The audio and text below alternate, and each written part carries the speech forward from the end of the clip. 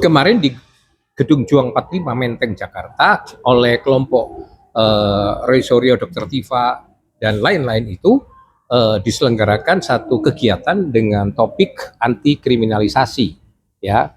Alasannya itu adalah kegiatan advokasi non litigasi. Nah, terkait topik anti kriminalisasi, tentu kita semua setuju bahwa tidak boleh ada kriminalisasi. Itu kita setuju. Tapi pertanyaannya adalah apakah benar kelompok Roy Suryo CS itu dikriminalisasi?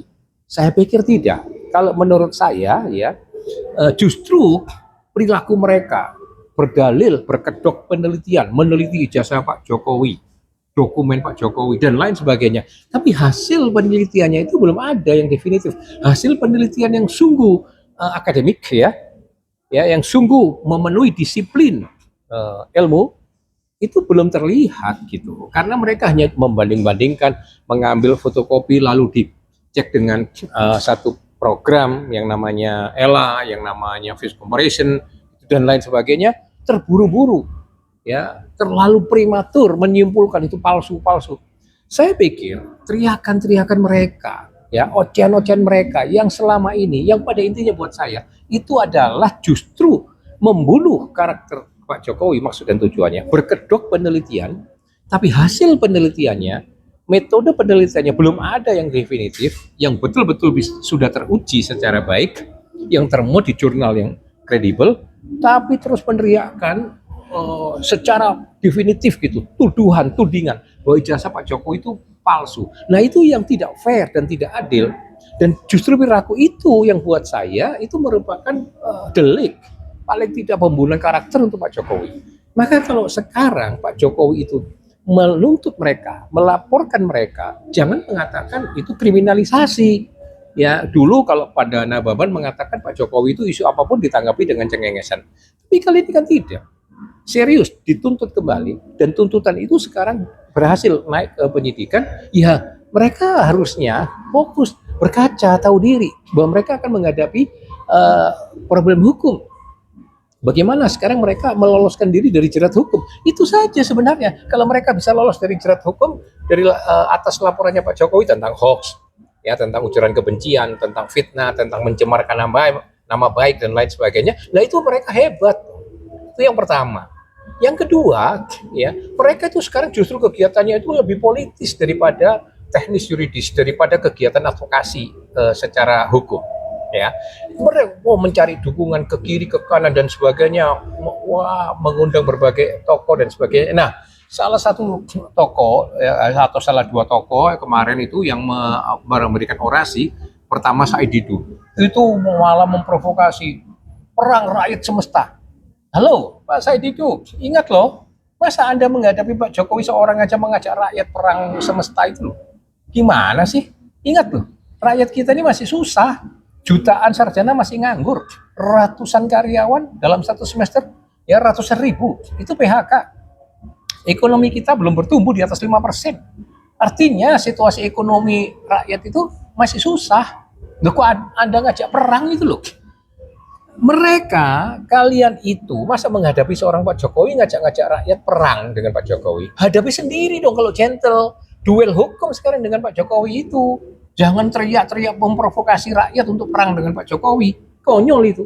Itu mens rea itu buat saya. Itu niat jahat itu. Masa mempengaruhi rakyat untuk perang dengan Pak Jokowi. Padahal kalian yang punya problem. Nanti rakyat yang akan kalian susahkan lagi. Rakyat ini bagaimana kalian itu kalau mau konstruktif, produktif, ajak rakyat itu bekerja. Berikan lapangan kerja. Bantu mereka bisa memberdayakan diri mereka sendiri. Supaya mereka bisa terangkat dari pengangguran, dari kemiskinan. Ya, itu baru namanya konstruksi positif. Itu betul. Tapi kalau ada ngajak provokasi, menghasut rakyat untuk perang dengan Pak Jokowi, itu kan konyol. Itu mens rea, itu niat jahat namanya. Maka saya sebagai rakyat ingin mengcounter itu dan mengajak rakyat yang lain jangan mau. Termasuk yang kemarin juga ada salah satu ustadz atas nama agama, wah, umat Islam ayo bangkit, santri ayo bangkit, meleverage, memanfaatkan agama untuk melakukan perang. Ya itu kan konyol, itu nggak logis, itu nggak rasional gitu loh. Nah saya percaya, walaupun saya bukan seorang Islam, tetapi saya percaya semua teman-teman dan saudara saya Islam yang moderat, yang rasional tidak akan mau diajak perang-perang begitu lagi. Ya ingat loh, mereka itu ajari menghargai waktu, menghargai kehidupan mereka, bagaimana mereka bisa lebih berdaya untuk menyejahterakan diri, untuk bangkit dari keterpurukan mereka, pengangguran, PHK, kemiskinan dan lain sebagainya. Itu yang harus dikerjakan. Jangan mengajak mereka perang dong, ya. Nah, sekali lagi upaya-upaya kalian itu lebih politis sebenarnya, gitu loh. Memang politis dan bukan yuridis lagi.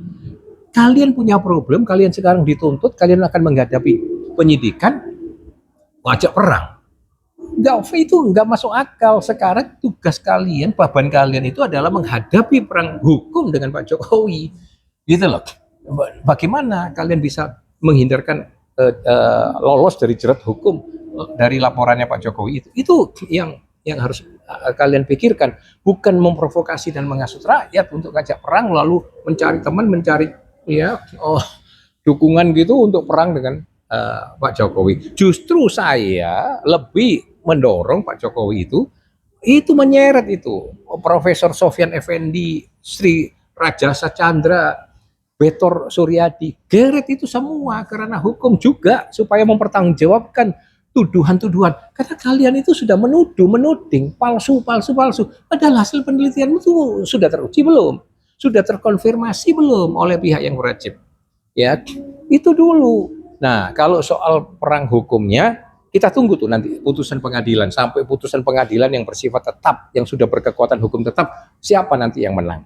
Tapi saya yakin, kalau nanti kalian berhasil membuktikan Pak Jokowi itu palsu, maka penjarakan semua itu orang Bareskrim, penjarakan semua itu orang UGM, penjarakan semua itu orang KPU di Solo, Surakarta, DKI Jakarta dan KPU Pusat. Penjarakan, mampu nggak kalian gitu? Ya, tapi kalau nanti Pak Jokowi yang menang, kalian yang akan masuk penjara. Percaya itu. Ya, itu jadi dengan demikian kalian itu mesti fair dan gentle. Sekali lagi, sekarang ini kalian itu sedang harusnya duel hukum dengan Pak Jokowi. Jangan ngajak-ngajak rakyat, memprovokasi rakyat, menghasut rakyat untuk berperang dengan Pak Jokowi. Ya, ajaan Said Didu itu nggak masuk akal dan jahat. Ya, ajaan siapa ustadz yang mengatasnamakan agama itu buat saya itu jahat gitu. Ya, itu hanya meleverage agama saja, berkedok perjuangan jihad dan sebagainya. Nggak masuk akal kalian itu. Ya, itu saya sebagai rakyat ingin memberikan pengaruh kembali atau countervailing kepada argumen Anda, narasi Anda, agar rakyat yang lain tidak terpengaruh dengan provokasi dan ajakan-ajakan semacam itu. Itu catatan saya dan salam merah putih.